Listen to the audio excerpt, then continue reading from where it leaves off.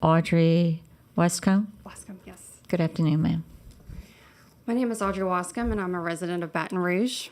Last year, I testified in front of this committee about my 25 years of professional experience in the field of violence against women, including 2 cases of 8-year-olds who became pregnant as a result of rape.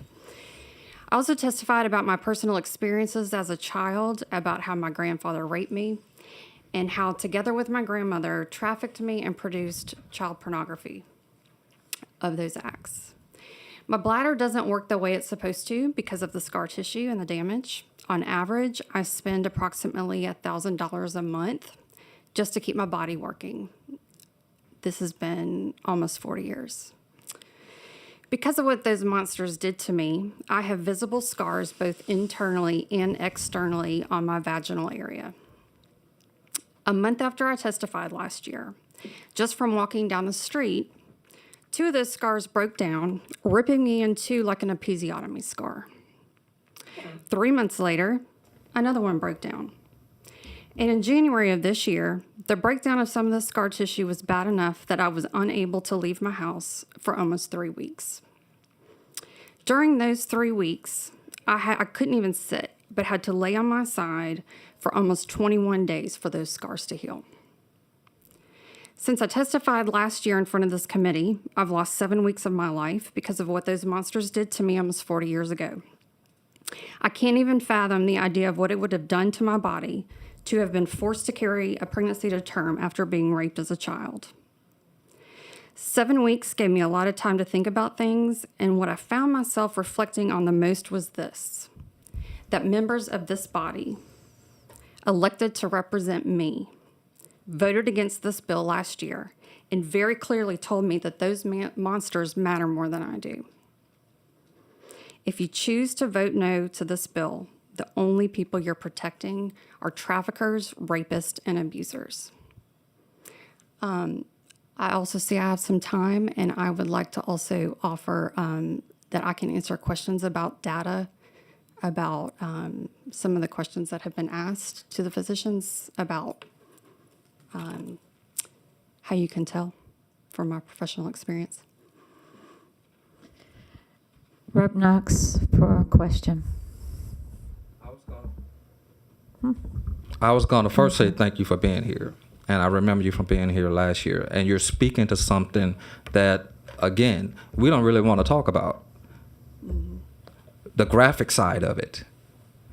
We want to talk about a grown man on top of a 9, 10, 11, 12-year-old child and the actual act of the penetration, whether it's in the vagina or somewhere else. We don't want to talk about that. We don't want to talk about those scars because it's too ugly and it's too vile. We don't want to talk about the life impact as you just described. We don't want to talk about that. We want to brush it away.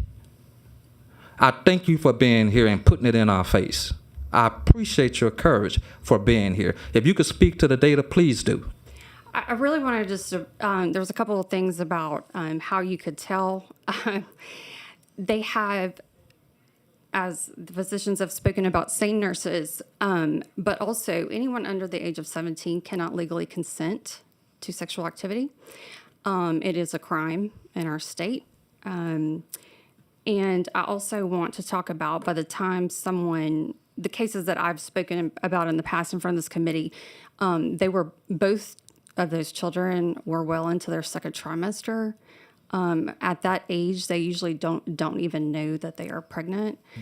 The damage, as I have clearly stated today, is visible.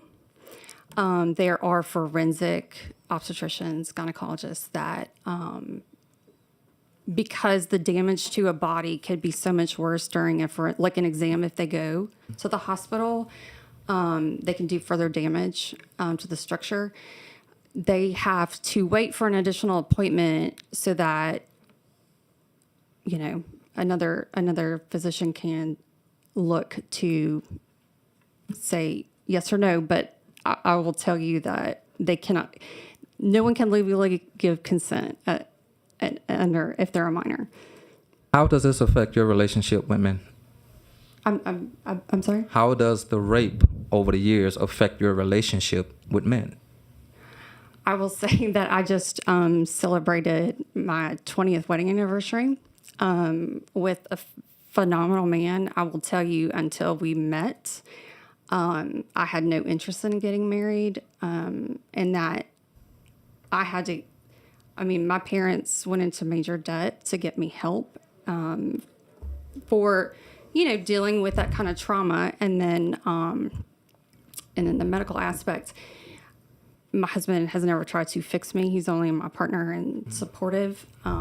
It does help that he is also a physician. So he's very clinical about a lot of things. Thank you, Ms. Westcomb. Representative Walters. Thank you, Chair. Thank you, ma'am, for being here today and sharing your testimony. And I am sorry that you had the type of grandparents that would expose you to the world. But nonetheless, you persevered and you're here today. Thank you. Thank you, Rep. Walters. Rep. LaFleur. Thank you, Madam Chair. And Audrey, I once again thank you for sharing your story. But full disclosure, Audrey's one of my closest friends on this earth. And your story has always informed me, and allowed me to have real raw conversations with you about your life and how it impacted you. And I'm happy that you have the strength now to share it with others, because it is helping someone. And I thank you for that. And I just want to say thank you for being one of the safe, probably 5 people on this planet that knew stuff until last year. Thank you, Vice Chair LaFleur, and thank you, Ms. Westcomb, for your bravery and testimony. I don't see any more questions on the board for you.